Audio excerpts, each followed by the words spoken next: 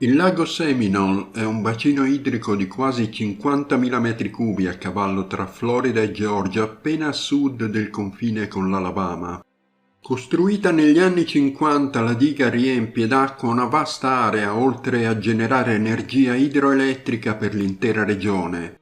Un po' oltre la diga, il fiume si dirige verso sud attraverso la Florida per circa 100 miglia prima di sfociare nel Golfo del Messico presso la città di Apalachicola, un'affascinante località turistica balneare con spiagge incantevoli, ristoranti sulla baia e locande accoglienti, perfette per una fuga romantica.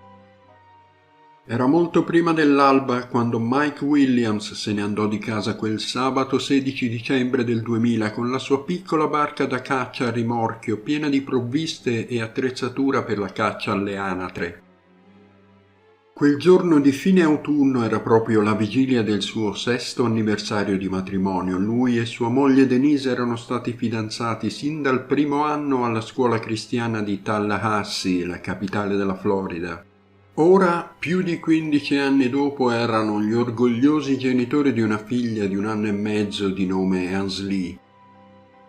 Sia la madre che la figlia dormivano profondamente quando Mike iniziò il suo viaggio verso nord-ovest quella mattina. Era previsto che tornasse a casa verso mezzogiorno, ma quando poco prima delle 14 non lo vide tornare, Denise cominciò a preoccuparsi.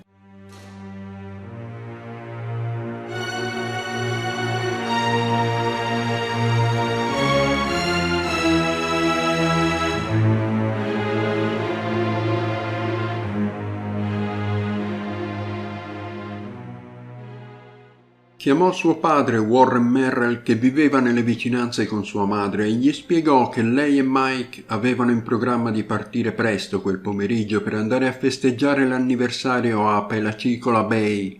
Avrebbero affidato la bimba alla sorella di Denise come d'accordo. Dato che il viaggio verso l'hotel sul mare avrebbe richiesto quasi 2 ore, erano già in ritardo. Denise disse a suo padre che Mike era andato al lago da solo, il che era un po' strano dato che di solito cacciava con un amico.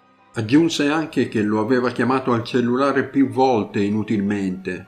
Non capiva i motivi di quel ritardo ed era strano che lui non l'avesse avvisata di un eventuale problema. In seguito Denise chiamò Damon Jasper, un giovane amico di Mike con cui i due coniugi erano andati insieme a caccia di anatre al lago Seminole proprio il fine settimana precedente. La voce della donna era sempre più tesa mentre raccontava all'amico che Mike avrebbe dovuto essere a casa già da qualche ora. Dopo 30 minuti il padre della donna e Damon arrivarono a casa di Mike e Denise e cercarono di rassicurarla dicendole che tutto sarebbe andato bene. I due uomini cominciarono a fare delle ipotesi sul perché non fosse ancora rientrato. Forse, dissero, la barca di Mike aveva avuto un guasto che gli aveva impedito di tornare a riva.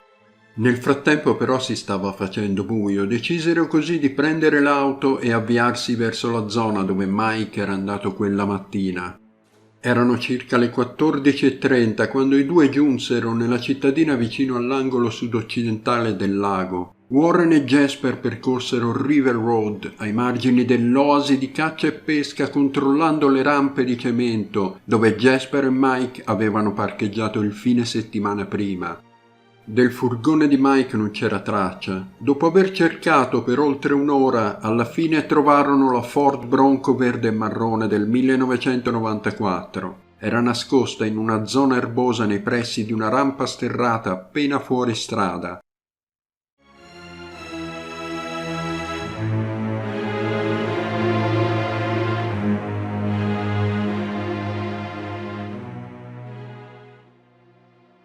Mike e la sua barca però non c'erano e tutto era molto strano. Alle 15 Warren si mise in contatto con l'agenzia incaricata della manutenzione e la sorveglianza del lago. Spiegò ai responsabili che Mike era partito da Tallahassee quella mattina presto per andare a caccia di anatre, da solo, e che adesso non si trovava più. Mike era un appassionato cacciatore di anatre che frequentava quella zona da circa 15 anni, quasi sempre in compagnia, ma quella mattina aveva deciso di andare da solo. Basandosi sulla posizione del suo furgone, gli agenti ipotizzarono che probabilmente Mike aveva messo in acqua la sua barca dalla rampa di terra battuta distante pochi metri dal parcheggio. Con il tramonto ormai prossimo, tutto il personale a tutela del lago fu impegnato in una massiccia ricerca su un'area di 40.000 metri quadri. La baia dove i ricercatori concentrarono i loro sforzi era chiamata dalla gente del posto Stump Field, uno specchio d'acqua dove centinaia di rami secchi e tronchi di legno spuntavano dalla superficie o si nascondevano minacciosamente appena sotto il pelo dell'acqua. I ceppi degli alberi sommersi erano un pericolo invisibile anche per i naviganti più esperti. Il fondale di quel lago era ricoperto di idrilla, una pianta verde i cui steli potevano estendersi fino a quasi 8 metri.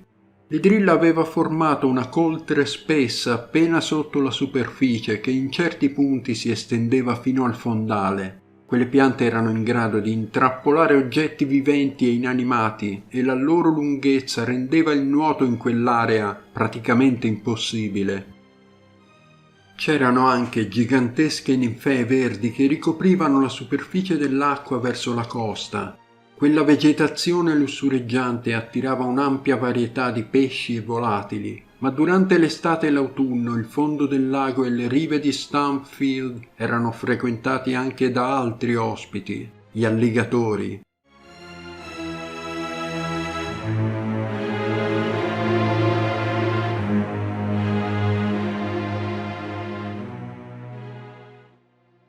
Quando iniziò l'operazione di ricerca e salvataggio, gli operatori del parco ipotizzarono che la barca di Mike si fosse scontrata con un grosso fusto d'albero sotto il pelo dell'acqua, cosa che sarebbe stata impossibile da vedere soprattutto all'alba. Il violento impatto lo avrebbe fatto cadere in acqua. Era un'ipotesi, ma perché lui non era stato in grado di arrampicarsi e tornare sulla sua barca oppure nuotare verso la riva? Ora c'erano molte barche alla ricerca di Mike sulla superficie del lago. Alcuni dei soccorritori gridavano forte il suo nome con la speranza che lui potesse sentirli. La situazione si fece complicata perché il buio si avvicinava e con lui anche il maltempo. Alle 16:45 si scatenò un violentissimo temporale che rese impossibile continuare le ricerche, potenti raffiche di vento a più di 50 miglia orarie. Un elicottero che era previsto si alzasse in volo per perlustrare l'area fu costretto a rimanere a terra. Le ricerche ripresero verso le 21 una volta terminata la burrasca. L'elicottero dotato di uno scanner termico sorvolò a lungo il lago alla ricerca di una traccia. Nel frattempo al personale impegnato nella ricerca si unì Nick, il fratello di Mike, mentre Denise rimase a casa con Ansley in attesa di ricevere buone notizie sulla sparizione di suo marito. Arrivarono anche altre persone, incluso il miglior amico d'infanzia di Mike, Brian Winchester, e suo padre Marcus, entrambi pianificatori finanziari e agenti assicurativi. A causa dell'arrivo del buio la ricerca fu sospesa fino all'alba. Solo Brian e suo padre rimasero su una barca dotata di potenti fari e continuarono a perlustrare la superficie del lago. Verso le 2:30 del mattino Marcus si accorse di qualcosa a ridosso di un canneto lungo il percorso della costa occidentale. Mentre padre e figlio si avvicinavano riconobbero l'imbarcazione di Mike, un motoscafo di circa 4 metri, dietro alcuni tronchi che sporgevano dall'acqua. Tirarono un sospiro di sollievo sperando di trovarlo a bordo, ma del loro amico non c'era traccia. Che fine aveva fatto Mike? Quando al mattino arrivarono le guardie del parco, Marcus e Brian condussero il responsabile David Arnett sul posto del ritrovamento. Dopo una breve perquisizione furono rinvenuti 2 giubbotti di salvataggio, una pagaia, delle munizioni e un fucile sovrapposto Beretta calibro 12 accanto al sedile del conducente. Il serbatoio del carburante era quasi pieno, segno che qualunque cosa fosse accaduta la barca aveva percorso poche miglia. Sì, perché a quel punto era evidente che qualcosa era successo. Ma che cosa? Stranamente il pilota dell'elicottero aveva individuato la barca di Mike la sera prima, ma pensò erroneamente che fosse una delle barche impegnate nella ricerca. Brian disse ad Arnett che lui e Mike erano andati a caccia di anatre insieme molte altre volte. Mike in genere indossava stivali di gomma lunghi e larghi alti fino al petto che si univano sopra la vita ed erano sorretti da cinghie intorno alle spalle, insomma qualcosa di simile a una salopette. Cacciatori e pescatori come loro li indossavano per non bagnarsi mentre stavano in piedi dentro ruscelli e paludi poco profonde. Mike di solito si sedeva o si accovacciava sulla barca mentre sparava con il suo fucile. Brian aggiunse che di tanto in tanto si alzava per sparare con più precisione. Damon Jasper disse ad Arnett che lui e Mike erano stati a caccia di anatre al lago Seminole il fine settimana precedente con quella stessa barca. Anche lui confermò di aver visto Mike sparare col fucile dall'imbarcazione. Insomma, prendeva sempre più corpo la possibilità che la barca di Mike avesse colpito un tronco sporgente quella mattina facendo precipitare l'uomo in acqua. Che cosa fosse successo dopo, però, restava ancora un mistero.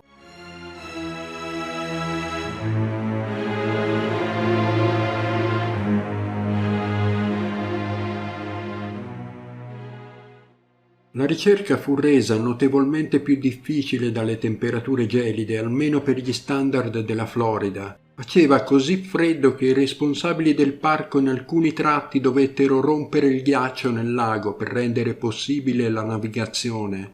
La triste verità a questo punto era che più passava il tempo e più le speranze di trovare Mike vivo diminuivano. Nel frattempo cani addestrati per la ricerca e il salvataggio pattugliarono la costa a caccia di indizi che potessero portare a Mike. Le operazioni di ricerca subacquea erano rese quasi impossibili dalla presenza dell'idrilla, che era così densa e aggrovigliata da rendere difficile la visione sotto il pelo dell'acqua. Quello che le squadre di ricerca non ebbero difficoltà a trovare furono gli alligatori, almeno 8 nelle fasi iniziali, poi molti altri vennero segnalati dagli elicotteri che sorvolarono la zona. Mike e Denise erano sposati da 6 anni quando lui scomparve il 16 dicembre del 2000. Era nato a Bradfordville, in Florida, il 16 ottobre del 1969. Era figlio di un autista di autobus Greyhound e di un assistente all'infanzia. Mike aveva un fratello di nome Nick e allora tutti vivevano in una casa che ricordava una roulotte. I 2 fratelli lavoravano part-time in un supermercato per aiutare economicamente i loro genitori. Mike aveva un eccezionale curriculum accademico e eccelleva nella pratica sportiva durante gli anni della scuola superiore. Dopo il diploma conobbe Denise e i due cominciarono a frequentarsi. In seguito Mike si iscrisse all'Università della Florida per poi lavorare come perito immobiliare dopo la laurea. Era considerato da tutti un ottimo coniuge e padre e lavorava diligentemente. I suoi sforzi vennero ripagati quando fu in grado di accumulare una grossa somma di denaro e di acquistare una casa grande e confortevole per la sua famiglia.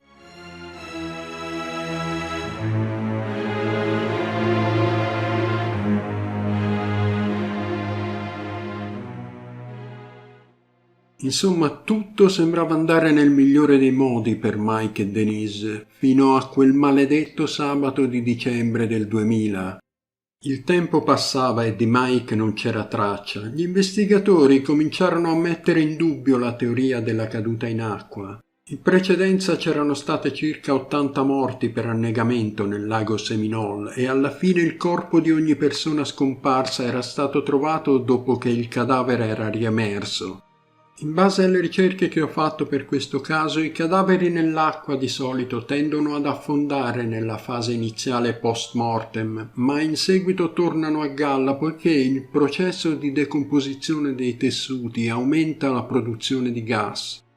Questi gas sono sufficienti a far riemergere un corpo morto in acqua da molto tempo. La tempistica di questo processo può variare a seconda della stagione e della temperatura del liquido in cui il corpo si trova immerso.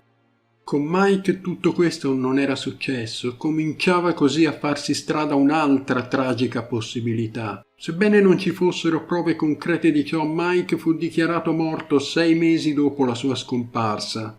Come sempre succede in questi casi, le indagini si concentrarono sulle persone più vicine alla vittima.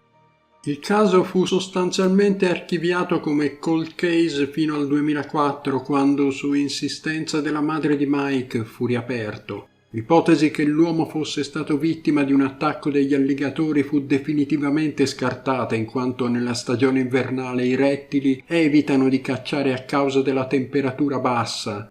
Anche Cheryl Williams, la madre di Mike, non aveva mai creduto all'ipotesi degli alligatori come causa della morte del figlio e per anni aveva continuato a fare pressioni su governatori e agenzie statali affinché riaprissero il caso del figlio. In buona sostanza le indagini ripresero senza però fare passi avanti significativi almeno fino al 2016. Nel frattempo Denise, la moglie di Mike, aveva incassato la polizza assicurativa del marito defunto pari a $1,5 milioni.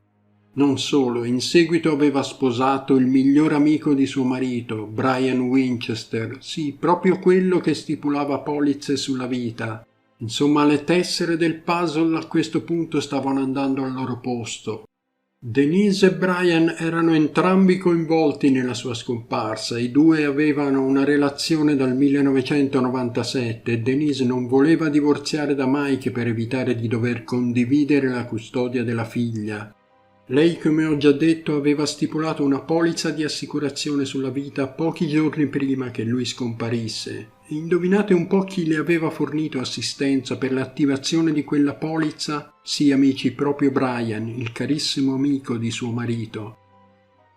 Dopo alcuni anni Denise e Brian incontrarono molte difficoltà nel loro matrimonio, culminate in un divorzio nel 2016. Lui però era molto contrario alla separazione e si rifiutò di divorziare. In seguito fu arrestato con l'accusa di aggressione e rapimento ai danni di Denise dopo la denuncia della donna. Ed è a questo punto che il caso di Mike Williams arriva a una svolta. Sì, perché Brian, vista la situazione, decise di raccontare tutto dopo aver realizzato che avrebbe dovuto affrontare una condanna a 20 anni di carcere. In cambio della sua piena collaborazione, Brian si aspettava di avere l'immunità nel caso di Mike Williams. L'uomo raccontò agli investigatori che lui e Denise avevano una relazione intima ben prima della scomparsa del suo amico.